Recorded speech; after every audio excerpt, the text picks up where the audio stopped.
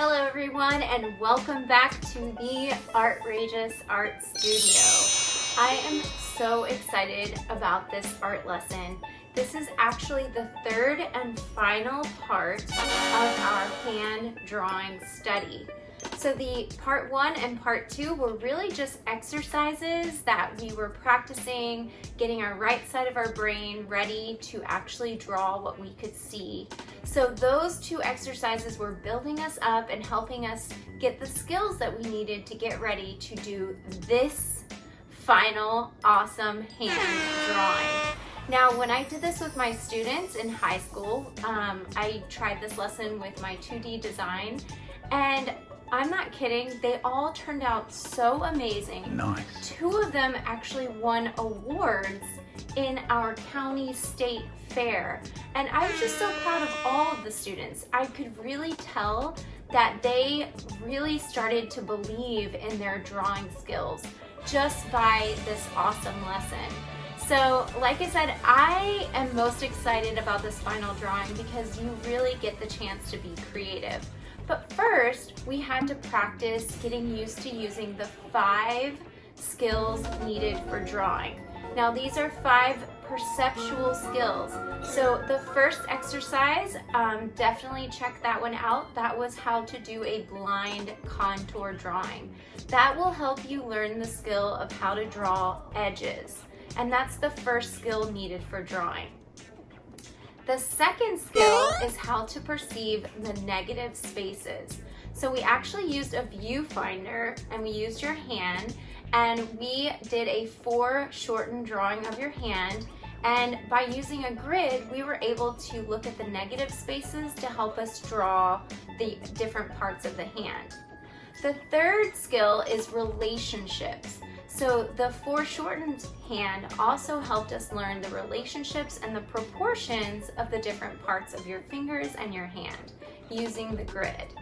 And then the fourth skill we really got to practice in the second lesson were how to perceive lights and shadows. So we used only pencil for that drawing. It was all black and white, and we used an eraser and graphite to look for the shadows and the highlights that we saw in the hand. Now we're going to combine all of those skills and get really creative and do our final hand drawing. I'm so excited about how mine turned out. I love it. I am absolutely in love with it, and I can't wait to show you all of the steps that I did to create this drawing. I'm so proud of it. I can't stop looking at it. I just love it.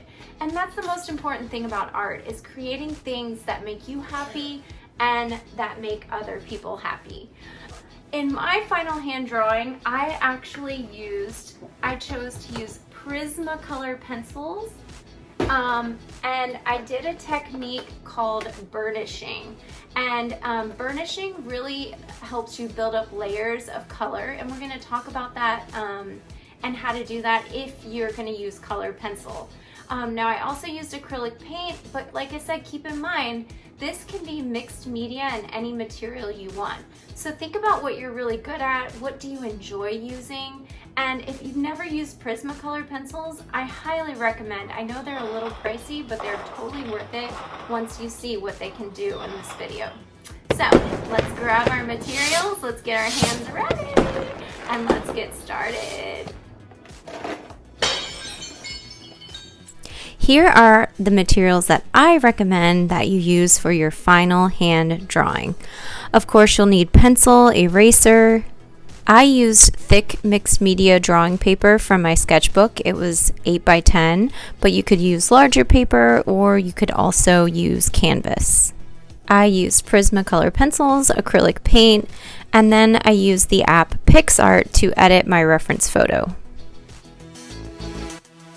The first step is to get really creative and think of a pose that you want to use for your hands.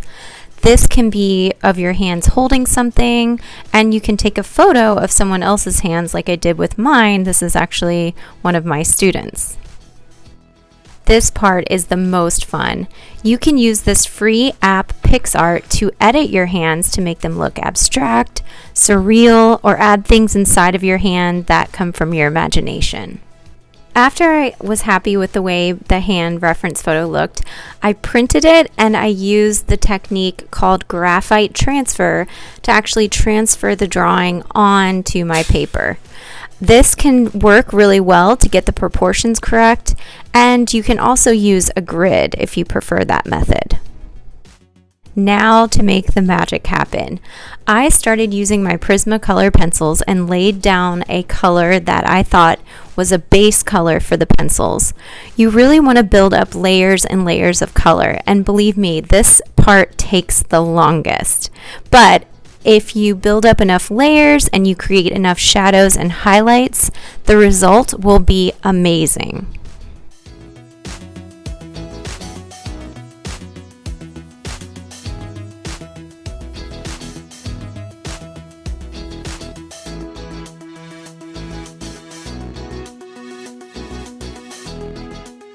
Once I finished shading and burnishing my hand until I built up so many layers you couldn't see any white paper underneath, I decided to paint the negative space around my hand using acrylic paints and to kind of make an outer space solar system style background.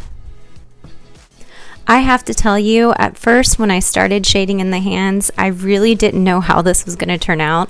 I took a big risk using those blue and purple colors. I really didn't know if I was going to be able to achieve the same effect that I had in my reference photo with what I had drawn on paper. But it turned out incredible. I love the background. I love all parts of it. The only thing I'm not sure about now is if I need to add something inside the hand, like a feather or a heart or something else. And I'm so scared of messing it up that I don't know what to do. So I'm going to leave it as is for now. I swear artwork is just never finished. So I hope you really enjoyed this lesson. I am totally sure that all of your final drawings are going to turn out amazing, and I would love to see them when you're done. So have an artrageous day. Bye!